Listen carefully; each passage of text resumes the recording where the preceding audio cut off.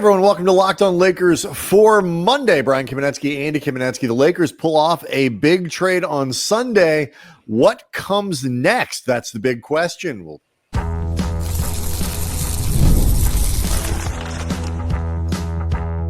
You are Locked On Lakers, your daily Los Angeles Lakers podcast, part of the Locked On Podcast Network, your team every day. Thanks to everybody for making Locked On Lakers your first listen of every day, Monday through Friday. No matter how or where you get your podcasts, this one's always going to be free, never behind paywall. Locked On Lakers on YouTube is where over 26,000 subscribers are all super duper duper excited at what happened on Sunday as the Lakers make a significant move, trading D'Angelo Russell and Maxwell Lewis along with three second-round picks to the Brooklyn Nets for Dorian Finney-Smith, the 3-and-D wing, along with guard Shake Milton. So plenty to unpack over the course of this episode, Andy. I know you talked about it a little bit on Sunday in an emergency podcast, but this was, Dorian Finney-Smith's been a guy that's been on the radar for the Lakers for a while. And on Sunday, they finally figured out a way to make the deal happen. We'll get into the particulars about this deal, what we like about it, anything, if at all, that we don't. But I think what is pretty difficult to argue is that the Lakers got Dorian Finney-Smith and I'd say to a lesser degree, Shake Milton. I'm not sure exactly what his role is going to be, but DFS was the primary target. They did not overpay for Dorian Finney-Smith. No. Like the idea of 3 second-round picks and then expiring, even acknowledging what needs to be replaced with D'Angelo Russell going out the door, what they gave up for what they got in return was more than fair, but also, frankly, less than some of us had thought it would be leading up to this day, and certainly less than what the Nets were demanding this time last year. Well, sure, yeah, for certainly less. Other guys. It is interesting, multiple reports, including from Mark Stein and others, that the Nets actually turned down a protected first rounder from Memphis, and preferred the Lakers deal. There are some other things that went into it in terms of draft capital potentially going back to Memphis if they got a first round and all that kind of stuff. But, a first rounder was an option for them. It's interesting to me, and it's not something we need to unpack in this episode. The value of second round picks in this new CBA is something to watch out for. But yeah, you can't get something without giving up something. And Finney-Smith is good at, I saw our friend Cranjus McBasketball, Tim_NBA, put it this way on his Twitter feed. He's very good at what he's good at. And so if you use him in the way that he's supposed to be used, Dorian Finney-Smith is really good at the stuff that you would want him to do. He is one of the few guys who a lot of people get called a 3-and-D wing and are either 3 or D or neither, and they're just wings, and that's what they want them to be. He really is both. He is shooting over 43% this season, and while that is a career high from 3-point range, I should say, and while that is a career high for DFS, he had 3 seasons in Dallas where he was between like 37.5 and 39.5. So it's not crazy out of line for other seasons that he's had. And, Finney-Smith continually ranks, pretty well in the defensive metrics for wing players. And so he really is a, low usage 3-and-D guy, does need the ball in his hands a lot, but shoots a good percentage at reasonable volume in these good seasons, averaging around 5 threes a game. And this is a skill set that the Lakers really needed. And to get it, as much as I like D'Angelo Russell, and they are going to miss what D'Lo provided, if he's not going to start, you're not getting 35 minutes a night out of him. What he was able to provide for them just isn't as important as what theoretically a genuine 3-and-D wing who can guard up in ways that say like Max Christie can't. It's a good thing for this Lakers rotation. Yeah, D'Angelo Russell, I think, is more of a ceiling raiser for this team in the sense that when he goes off, as a scorer, he can really go off as a scorer and a shooter in ways that are more explosive than what I think Dorian Finney-Smith is capable of as a scorer, but really as a player. He's not that type of player. No. You can argue that he's more of a floor raiser, but in some respects, I think he is also a ceiling raiser defensively for this team. Like, we don't necessarily DFS, you mean, not obviously not D'Lo. DFS is more of a ceiling raiser defensively for this team. I think he's more of a floor raiser overall, just in the sense that I think his lows will be less frequent and higher than D'Angelo Russell's lows. And defensively, he can raise the ceiling of this team. We're getting some interesting numbers with his three-point percentage coming up. The only thing I would maybe dispute a little bit with what you were saying in terms of the 3-and-D wing piece of this, I think at this stage of his career, he's more of a 3-and-D player than specifically a 3-and-D wing, because he's often defending fours and right, he defends fives. But that's what I'm saying. Like but he's still a wing. I mean, he's still a wing Sure. player, and is as is commonly defined. And so he fits that category. He's not a 3-and-D wing in the sense that he's guarding 2s and 3s. He's more of a 3-and-D that he's guarding 3s and 4s. Right. And by the way, I don't say that as a knock on DFS. It's more just clarification so people can understand more of what they're getting. Right. Like, he's 6'7", and 6'7", a little over 200 pounds. Like, he's one of these, he is capable. He's rangy, Andy. And I just, the balancing, it'll be interesting to see where where he goes in the rotation. I don't think they'll take Rui Hachimura out of the starting lineup for him. I hope they don't. I don't think they'll take Max Christie out of the lineup. Well, I don't think it would even be make a really sense. awkward. I don't even think it would a really awkward fit. I don't know how you would do it. Yeah, I think it's either Rui or he comes off the bench. I would sliding think. Look, maybe there are schemes and ideas that JJ Redick has that you and I clearly aren't privy to because we haven't even seen DFS with the Lakers. But on paper, if he's going to start, DFS to me profiles much more as the guy who would take Rui's place than Max. I don't think it makes any sense for him to take Max. There's no question. And but all I'm saying is we know Reeves and LeBron and AD are going to start. Right. And so those are your two choices.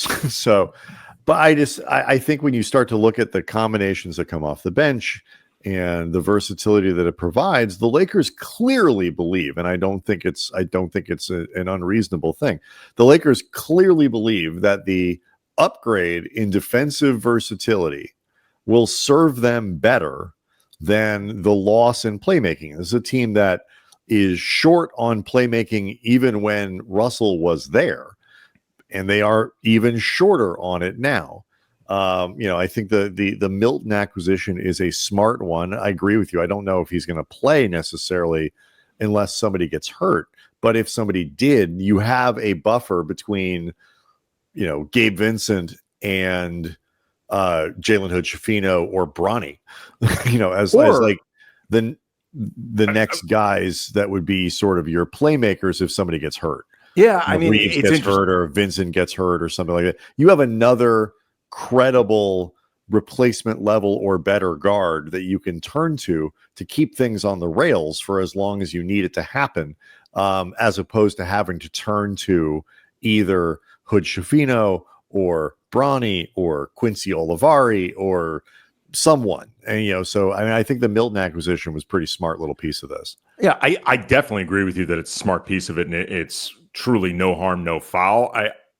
I don't quite see, beyond agreeing with you, as I said before, I don't know for sure whether or not he's going to be in the rotation. I don't think where you're marking him though in the rotation were it to come up is though not how I see it, and I'll explain what I mean coming up next. Locked On Lakers is brought to you by Rocket RX. If you are ready to boost your confidence, take control in the bedroom, Rocket RX has the solution. Imagine feeling more prepared and performing at your best. Rocket RX makes it simple and stress-free. Rocket RX offers FDA-approved treatments for erectile dysfunction at a lower cost than branded alternatives. No more uncomfortable doctor visits or pharmacy trips. Everything is delivered straight to your door in discreet, plain packaging. With Rocket RX, you will have trusted care from a real U.S. clinical team. Complete a quick 100% online consultation and you'll get your free subscription today. You can get it today. Visit rocketrx.com to get started. It only takes 2 minutes. Right now, our listeners can get 40% off the first order when you use the code LOCKEDONNBA. That's rocketrx.com, code LOCKEDONNBA for 40% off your first order. Terms, conditions apply. Rocket RX, better sex made simple.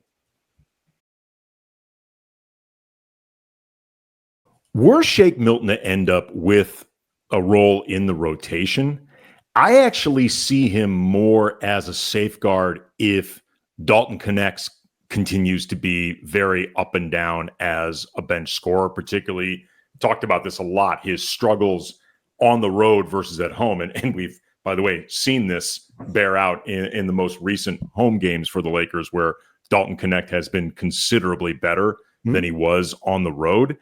I don't really see Milton as much of a creator for others as he is a creator for himself, and more of just he is more of a scorer first. So, Sure.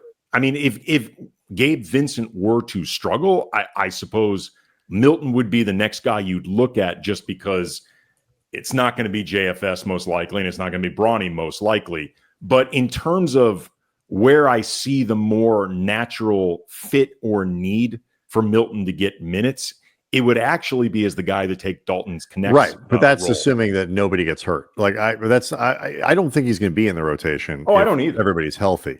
He might pop up here and there. He's going to play spot minutes or something like that. I guess that what I'm saying is, but this, it was like, if everybody is healthy, I agree with you. That's probably more likely what he would be, is, you know, a little bit of an injection of bench scoring. But what I think the real value of his presence is, as, you know, he's not a point guard, but I mean, he had 10 assists in his, you know, one of his last games in Brooklyn. I mean, like, he is not he's not a guy, you know, Chris Paul, but he is somebody who I would trust to distribute more.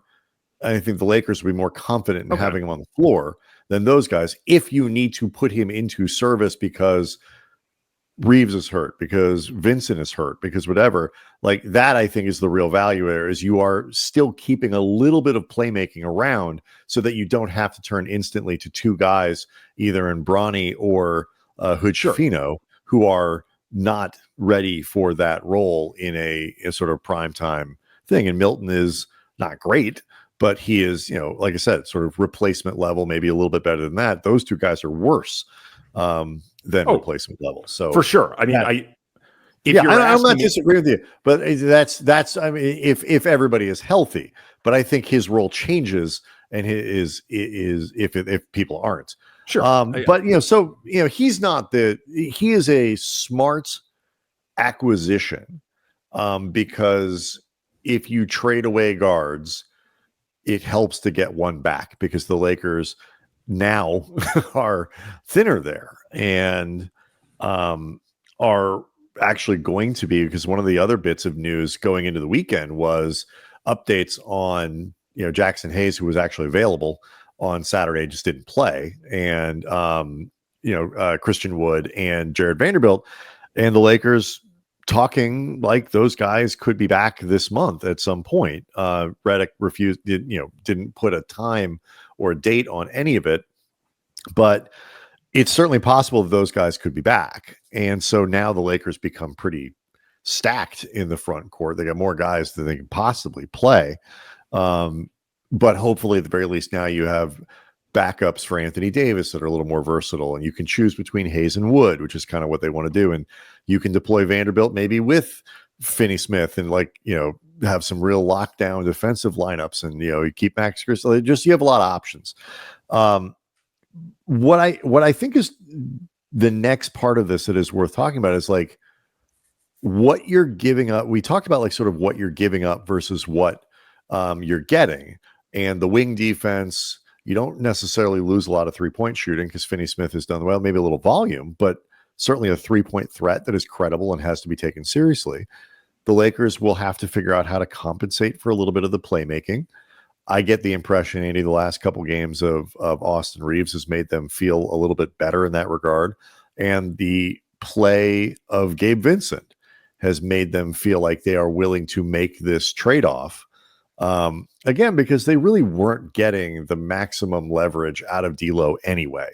So some of it's more like paper attributes than it is stuff you really were seeing on the floor. Assuming DFS maintains the 3-point volume that he had in Brooklyn, something along those lines, for what it's worth, looking up some of his numbers, his best 3-point percentages have been the ones where he's taken the most threes per game.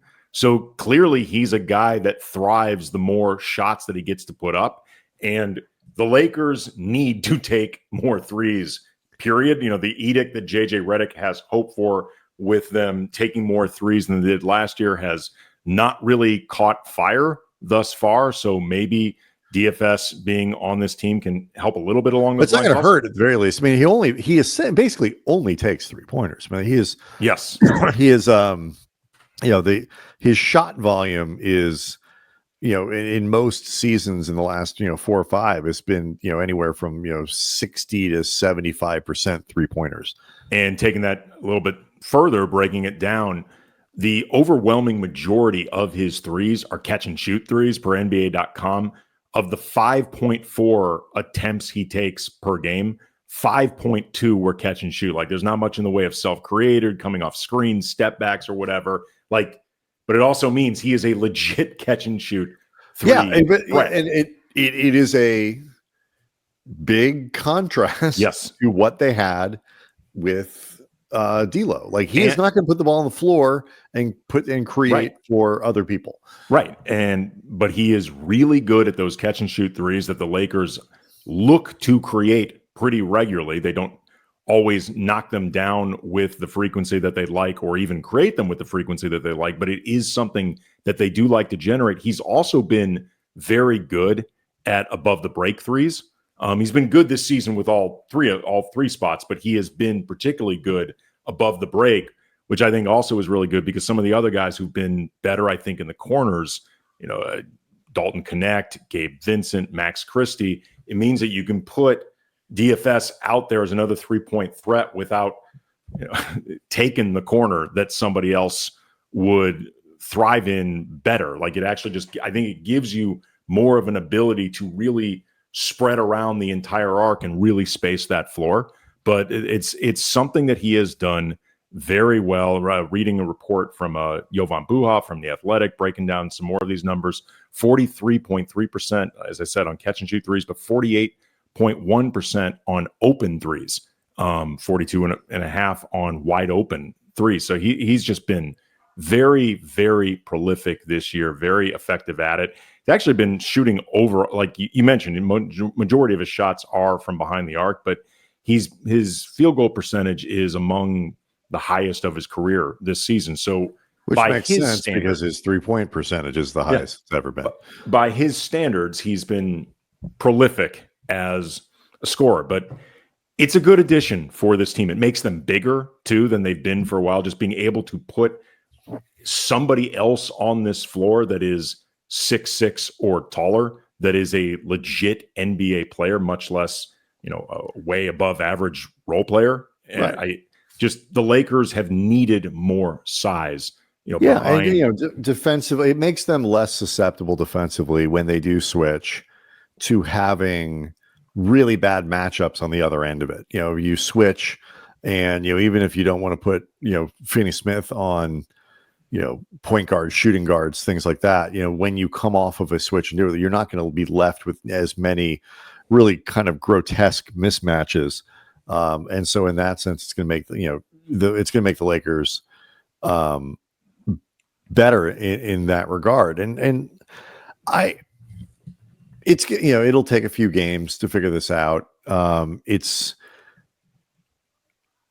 I am very interested offensively how they do this, and a lot of this really is, to me, like just a tremendous vote of confidence in Gabe Vincent, who was injured on Saturday, but clearly can't be that bad because they just, if they really thought Vincent was going to be out for a long time, this would be a different. The timing of this might have been different.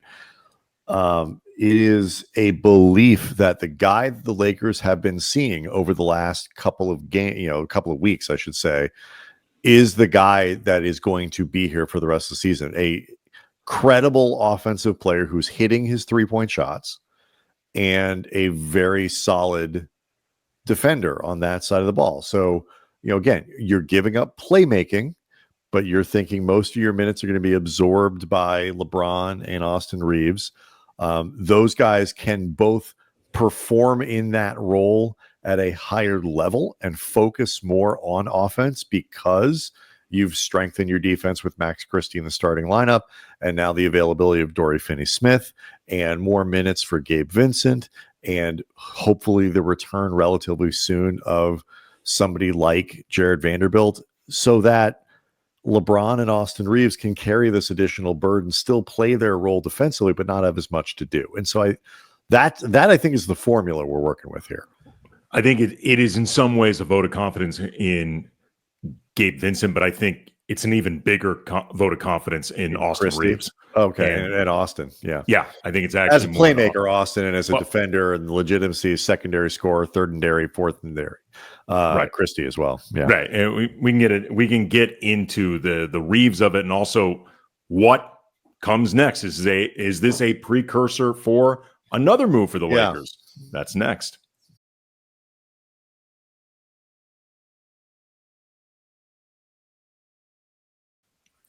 Like, I agree with you, obviously, that they're showing a vote of confidence in Gabe Vincent because, like, he is now, for the time being, the only even sort of playmaker coming off the bench, and he could at least for spot minutes be the guy running the show, with that second unit, depending on how many starters are out there and which ones. Mm-hmm. At the same time, though, I think they see Gabe Vincent as more of a guy that can keep things organized as opposed to like a true floor general playmaker. Right. He's not putting the ball on the floor to distribute for other people and all that kind of stuff. He's really there, I think, to keep the trains running, but it would be very unwise of them to think that Gabe Vincent can rise to the level as a playmaker that D'Angelo Russell has been, because he's nowhere close to that good. Right. I think it's really a vote of confidence in Austin Reeves, because when you trade D'Angelo Russell, it's not just that you are saying we will turn the reins over more to Austin Reeves as a playmaker. You're losing the safety net. Like, you are losing the break glass option in terms of your other guards. Mm-hmm. If for whatever reason it's a matchup that isn't working for Austin, if Austin is injured, or if you just need more playmaking out there from the backcourt, you remove the safety net. Like, at this point, you are really saying, Austin Reeves, we believe that you are capable of, if not being like an all-star level floor general, a well above average floor general who can handle firmly the secondary and at times lead ball handling and distributing roles for a contending team. They believe that the further away they get Reeves from having to be, for a little while, he was, we're asking him to do playmaking stuff and guard the best defender on the best offensive player and down, twos and ones on the other team, and that was just untenable. And I think that they feel like the further away they can get him from that, the better off that he'll be. And they weren't a good playmaking team before. They're still not going to be a good playmaking team now, but the defense was trending in the right way before, and they should be a better defensive team now. And the shooting at the very least shouldn't necessarily suffer. It'll be different, but it won't necessarily suffer, in part because D'Angelo Russell was being used in some ways as a catch and shoot guy and stuff like that. I I I think the next question of what's next, Lakers fans are certainly hoping for another move.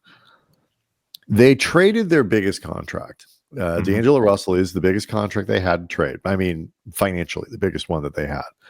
The next biggest one, you could argue he was their most spare piece. I'm not sure that's a fair characterization of him, but compared to their next biggest contract, Rui Hachimura, their starting forward, D'Lo was more expendable. To try to create another trade, whether that's for Cam Johnson, whether that's whatever, you have your number ones, you have, so that's a big deal that the Lakers were still able to hold on to those. You have guys like Vincent, and you have Rui. But the minute you start trading Rui, now you're getting very much into what are we getting back? Are we able to fill that hole that we just created? You know, I saw an interesting statistic that there are, with certain amount of volume, 10 players in the NBA. I think Dan Wojcicki tweeted this out from the Times. There are 2 players that are 6'7" and over that have hit over 40% of their threes, whatever the number is. Lakers now have 2 of those guys. Rui's the other one. DFS is one, Rui is the other. You start trading him, like I think I wonder if this is a little bit of a hedge. It's a good trade. I'm not, Rob Pelinka deserves praise for it. I also wonder if he's recognizing, like, we've got these first rounders, but I'm not sure there is a deal that works out there. There may not be a deal, even if we don't get outbid, where we can make the pieces work to where the net is way better for this year's team, regardless of the picks. And so I think one of the reasons I think this is smart is an argument against making the deal is you might need these 3 second rounders to pull off an even bigger trade for a bigger star or a higher profile name or whatever. And I think the problem with that idea is you might be left holding all of your stuff because your 3 second rounders weren't going to make a difference. And so I like that the Lakers pulled the trigger here, can play a month, see what it looks like, and then try to parlay what they have into something bigger if they can. First of all, they've clearly wanted Dorian Finney-Smith for a while because the Lakers have been linked to him for at least last season up till now, if not even longer. JJ Redick had, before he was coaching, he's like their Cam Reddish. but JJ Redick has liked DFS for a while. They were briefly teammates in Dallas.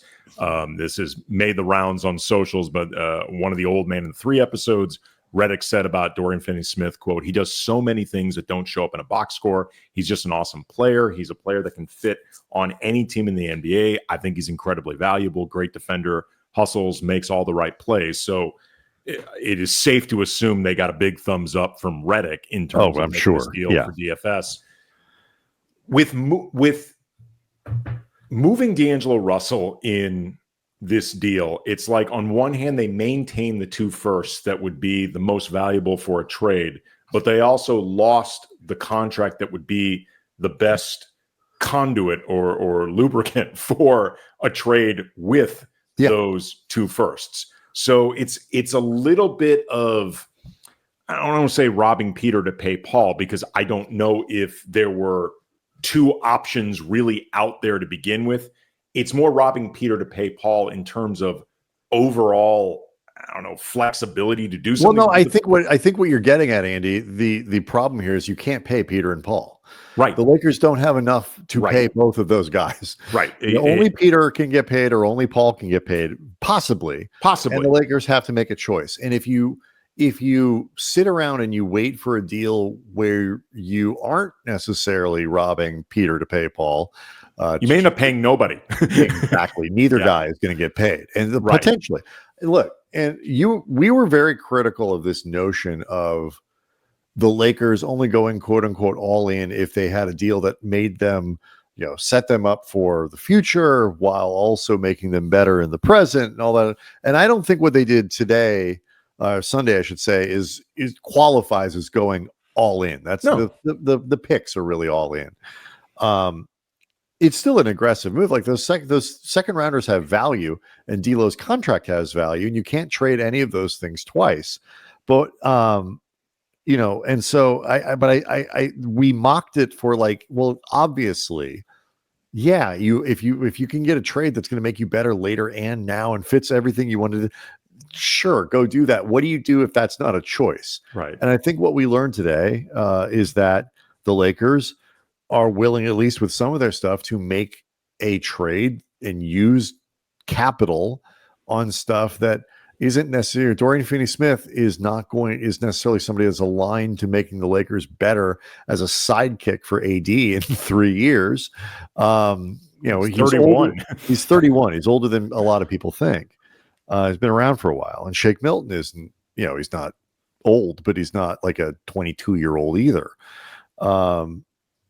They put themselves, they went out and they made a very sensible deal that doesn't hurt them necessarily in the long term, but it is not, well, okay, it's not a perfect deal, so we'll do, and I think that should be encouraging to Lakers fans. That said, I don't know, I am hesitant to use this deal as a sign of what might be coming, because I think the market for who's left, at least currently, is going to be real difficult to predict. And what the Lakers have is still quite limited. So we'll see. I think they're clearly willing to do something. I don't know if they're going to get the opportunity to do other things, which is why I think it was smart that they did the move on Sunday.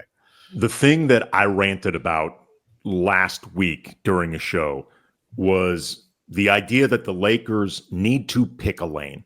They need to either invest in a tangible way in LeBron James at 40, Anthony Davis in the back end of his prime, or they need to decide for whatever reason they don't think it's worth doing that. And in some ways, the reasons don't even matter. Like, for the sake of these conversations, I don't even care what the reason is.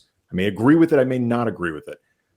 But if they're not going to do that, they need to pick a different direction, which is a hard conversation with LeBron, maybe a hard conversation with Anthony Davis, where you are starting to move towards something definitive.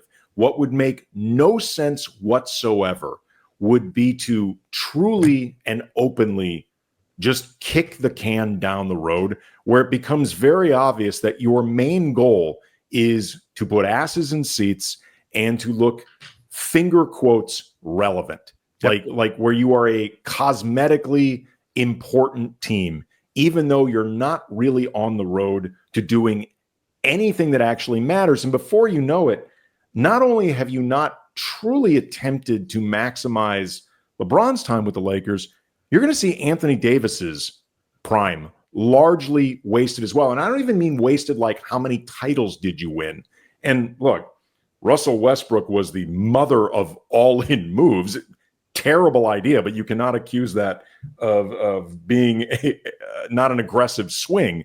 But at some point, you need to pick yourself up off the floor and do something again. Yeah. And this trade marks them making an investment in the Lakers. Will they make more? I mean, in LeBron and AD, will they make more? Remains to be seen. It's essential. What I like about this, and we can quit here, and it's obviously get people ready for the big New Year's Eve game tomorrow against the Cavs, and keep talking trade, keep getting ready for that game and all that. So plenty more conversation about this. I feel like this trade, while they are in fact giving up something, there are a lot of Lakers fans who can be like, oh, they didn't give up anything to do. Like, they did. They gave up a skill set and a player who is not popular, but is talented.